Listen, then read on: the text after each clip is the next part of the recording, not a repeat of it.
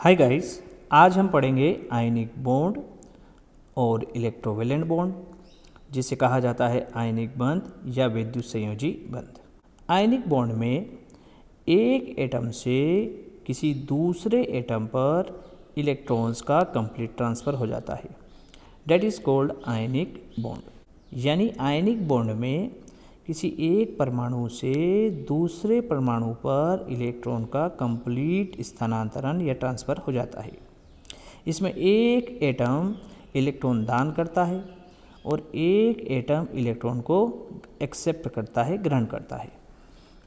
आइए देखते हैं इस आयनिक बॉन्ड को हम एक एग्जाम्पल से। यहाँ पर हमने एग्जाम्पल लिया है सोडियम क्लोराइड का। आयनिक बॉन्ड के लिए पहली शर्त होती है, इसमें एक एटम होना चाहिए इलेक्ट्रोपॉजिटिव और दूसरा होना चाहिए कोई इलेक्ट्रोनेगेटिव एटम। यहाँ सोडियम एटॉमिक नंबर होता है 11, इसका इलेक्ट्रॉनिक डिस्ट्रीब्यूशन है 2, 8, 1। मतलब पहले शेल में 2 इलेक्ट्रॉन है, दूसरे में 8 है और लास्ट शेल यानी वैलेंस शेल में 1 इलेक्ट्रॉन है। बात करते हैं क्लोरीन की। एटॉमिक नंबर है 17, इलेक्ट्रॉनिक डिस्ट्रीब्यूशन है पहले शेल में 2, दूसरे में 8 और लास्ट यानी संयोजी कोश में लास्ट शेल में होते हैं 7 इलेक्ट्रॉन। अब हम बात करते हैं ऑक्टेट रूल की या अष्टक नियम की। ऑक्टेट रूल ये बोलता है कि एक एटम अपने लास्ट शेल में 8 इलेक्ट्रॉन कंप्लीट करना चाहता है। यदि उसके 8 इलेक्ट्रॉन कंप्लीट हो जाते हैं लास्ट शेल में, तो उसका ऑक्टेट कंप्लीट हो जाता है और वो बन जाता है स्टेबल। इसे कहा जाता है ऑक्टेट रूल। अब बात करते हैं सबसे पहले सोडियम की। सोडियम के लास्ट शेल में 1 इलेक्ट्रॉन है, यानी इसका ऑक्टेट इनकम्प्लीट है, इसका अष्टक इनकम्प्लीट है। यदि 1 इलेक्ट्रॉन ये किसी को दान कर दे तो इसका लास्ट शेल हो जाएगा ये वाला और लास्ट शेल में हो जाएंगे इसके पास 8 इलेक्ट्रॉन, यानी इसका अष्टक पूरा हो जाएगा। बात करते हैं क्लोरीन की। क्लोरीन के लास्ट शेल में होते हैं 7 इलेक्ट्रॉन। यदि 1 इलेक्ट्रॉन ये किसी से एक्सेप्ट कर ले तो इसके पास लास्ट शेल में 8 इलेक्ट्रॉन हो जाएंगे। यानी यहाँ पर क्लोरीन को तो चाहिए 1 इलेक्ट्रॉन और सोडियम को दान करना है 1 इलेक्ट्रॉन। इसको देना है 1, इसको लेना है 1, यानी इन दोनों की कुंडली मिलती है, यानी इनके बीच में आयनिक बॉन्ड बन सकता है। तो सोडियम अपना 1 इलेक्ट्रॉन क्लोरीन को दान कर देगा, डोनेट कर देगा। इस तरह सोडियम 1 इलेक्ट्रॉन डोनेट कर कर सोडियम आयन में चेंज हो जाता है और क्लोरीन 1 इलेक्ट्रॉन लेकर इसके पास 7 के कितने हो जाएंगे 8, 1 इलेक्ट्रॉन लेकर इस पर -1 चार्ज आ जाएगा, यानी ये बन जाएगा एनायन और ये बन जाएगा केटायन। केटायन यानी धनायन और एनायन यानी ऋणायन। अब कई स्टूडेंट्स को ये कन्फ्यूज़न होता है कि 1 इलेक्ट्रॉन दान करने पर +1 चार्ज क्यों आता है और 1 इलेक्ट्रॉन एक्सेप्ट करने पर -1 चार्ज क्यों आता है। इसे हम यहाँ देखते हैं। इस कन्फ्यूज़न को हम यहाँ पर दूर करेंगे। सोडियम पर +1 चार्ज आया है क्योंकि उसने 1 इलेक्ट्रॉन डोनेट कर दिया।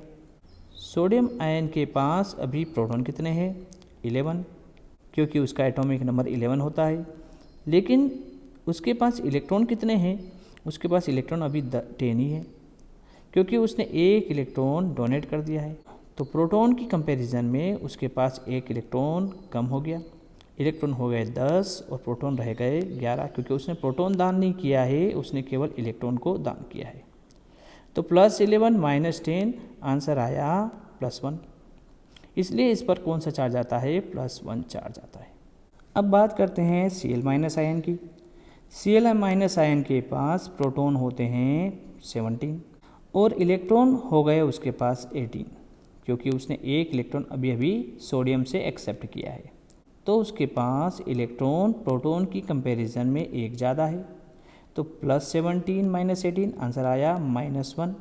इसलिए क्लोरीन पर -1 चार्ज आ जाता है, यानी कोई एटम जब 1 इलेक्ट्रॉन एक्सेप्ट करता है तो उस पर -1 चार्ज आता है। इस तरह से Na पर प्लस और Cl पर माइनस आ गया।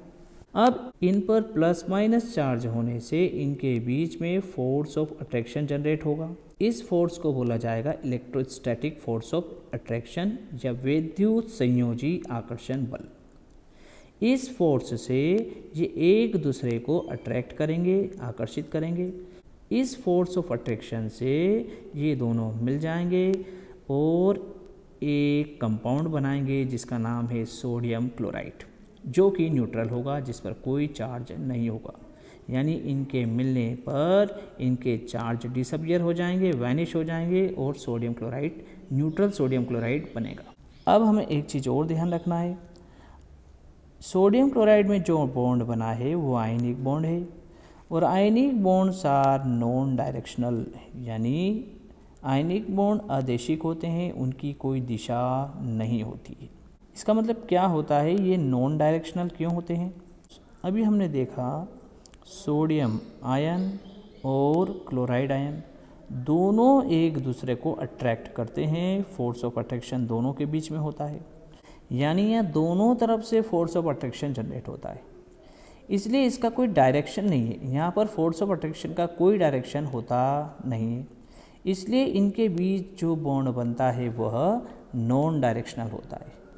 यदि हम बात करें कोवेलेंट बॉन्ड की, जैसे HCl में होता है, वहाँ पर क्लोरीन की इलेक्ट्रोनेगेटिविटी ज़्यादा होने के कारण वो शेयर्ड पेयर ऑफ इलेक्ट्रॉन को अपनी ओर खींच लेता है, यानी वह फोर्स ऑफ अट्रैक्शन एक ही डायरेक्शन में होता है, फोर्स ऑफ अट्रैक्शन एक ही डायरेक्शन में होता है।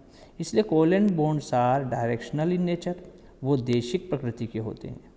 लेकिन ionic bonds are non directional, इनकी कोई दिशा होती नहीं है, क्योंकि यहाँ पर फोर्स ऑफ अट्रैक्शन दोनों तरफ से लगता है, इसलिए कोई भी दिशा निश्चित नहीं होने के कारण ये अदेशिक प्रकृति के होते हैं।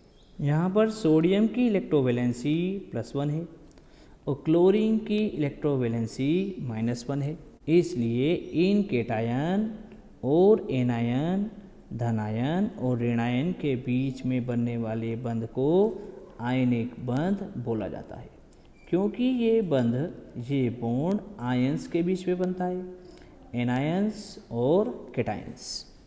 यानी electrostatic force of attraction between cation and anion is called ionic और इलेक्ट्रोवैलेंट बॉन्ड।